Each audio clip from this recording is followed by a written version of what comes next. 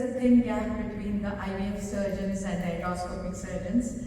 IVF surgeons feel that endoscopic surgeons are too aggressive. Just now, my dear friend told me that maybe hysterectomy is not the hysterectomy, stay